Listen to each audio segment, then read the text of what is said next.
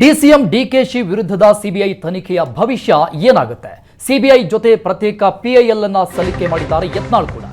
CBI ತನಿಖೆಯ ಅನುಮತಿಯನ್ನು ರದ್ದು ಪ್ರಶ್ನಿಸಿ ಸಲ್ಲಿಕೆ ಮಾಡಿರುವಂತಹ ಅರ್ಜಿ ಇದು. ಹಾಗಾದ್ರೆ ಡಿಸಿಎಂ ಡಿಕೆ ಶಿವಕುಮಾರ್ ವಿರುದ್ಧದ ಸಿಬಿಐ ತನಿಖೆಯ ಭವಿಷ್ಯ ಏನಾಗುತ್ತೆ? ಸಿಬಿಐ ಜೊತೆಗೆ ಪ್ರತ್ಯೇಕ ಪಿಐಎಲ್ ಅನ್ನು ಸಲ್ಲಿಕೆ ಮಾಡಿದ್ದಾರೆ ಶಾಸಕ ಯತ್ನಾಳ್ ಕೂಡ. ಸಿಬಿಐ ತನಿಖೆ ಅನುಮತಿ ರದ್ದನ್ನ ಪ್ರಶ್ನಿಸಿ ಸಲ್ಲಿಕೆ ಮಾಡಿರುವಂತಹ ಅರ್ಜಿ ಇದು. ಹೈಕೋರ್ಟ್ ಏಕಸದಸ್ಯ ಪೀಠದಲ್ಲಿ ಅರ್ಜಿ ವಿಚಾರಣೆಯಾಗಿದೆ. ಯತ್ನಾಳ್ ಪರ ವಕೀಲ ವೆಂಕಟೇಶ್ ದಳವಾಯಿ ವಾದವನ್ನು ಮಂಡಿಸಿದ್ದಾರೆ.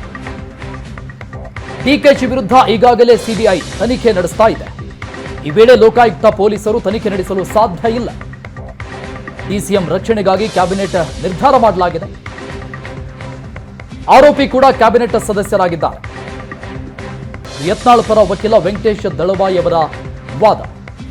ಹೈಕೋರ್ಟ್ ಏಕಸದಸ್ಯ ಪೀಠದಲ್ಲಿ ಅರ್ಜಿ ವಿಚಾರಣೆ ನಡೀತಾ ಇದೆ. ಹಾಗಾದ್ರೆ ಡಿಸಿಎಂ ಡಿಕೆ ಶಿವಕುಮಾರ್ ಅವರ ವಿರುದ್ಧದ ಸಿಬಿಐ ತನಿಖೆಯ ಭವಿಷ್ಯ ಏನಾಗುತ್ತೆ? ಸಿಬಿಐ ಜೊತೆಗೆ ಶಾಸಕ ಯತ್ನಾಳ್ ಕೂಡ ಪ್ರತ್ಯೇಕವಾದಂತಹ ಪಿಐಎಲ್ ಅನ್ನ ಸಲ್ಲಿಕೆ ಮಾಡಿದ್ದಾರೆ. ಸಿಬಿಐ ತನಿಖೆಯ ಅನುಮತಿಯನ್ನ ರದ್ದು ಪ್ರಶ್ನಿಸಿ ಸಲ್ಲಿಕೆ ಮಾಡಿರುವಂತಹ ಅರ್ಜಿ ಇದು. ಡಿಸಿಎಂ ಡಿಕೆಶಿ ವಿರುದ್ಧದ ಸಿಬಿಐ ತನಿಖೆಯ ಭವಿಷ್ಯ ಏನಾಗುತ್ತೆ? ಹಾಗಾದ್ರೆ ಡಿಕೆಶಿ ಡಿಸಿಎಂ ಆದ ನಂತರ ಕ್ಯಾಬಿನೆಟ್ ಆದೇಶ ಮಾಡಲಾಗಿದೆ. ಸಿಬಿಐ ತನಿಖೆ ಅನುಮತಿ ವಾಪಸ್ ನಿರ್ಧಾರ ಕಾನೂನು ಬಾಹಿರ ಅಂತ ಯತ್ನಾಳ್ ಪರ ವಕೀಲ ವೆಂಕಟೇಶ್ ದಳವಾಯಿ ತಮ್ಮ ವಾದವನ್ನ ಮಂಡಿಸಿದ್ದಾರೆ.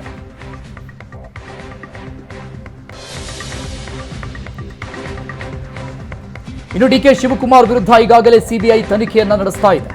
ಈ ಸಂದರ್ಭದಲ್ಲಿ ಲೋಕಾಯುಕ್ತ ಪೊಲೀಸರು ತನಿಖೆಯನ್ನ ಮಾಡೋಕೆ ಸಾಧ್ಯ ಇಲ್ಲ ಅಂತ ವಕೀಲ ವೆಂಕಟೇಶ್ ದಳವಾಯಿ ತಮ್ಮ ವಾದವನ್ನ ಮಂಡಿಸಿದ್ದಾರೆ.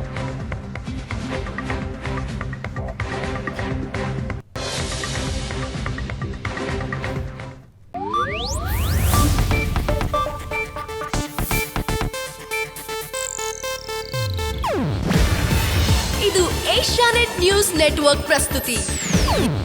ನೀವು ನೋಡ್ತಿದ್ದೀರಾ ಏಷ್ಯಾನೆಟ್ ಸುವರ್ಣ ನ್ಯೂಸ್.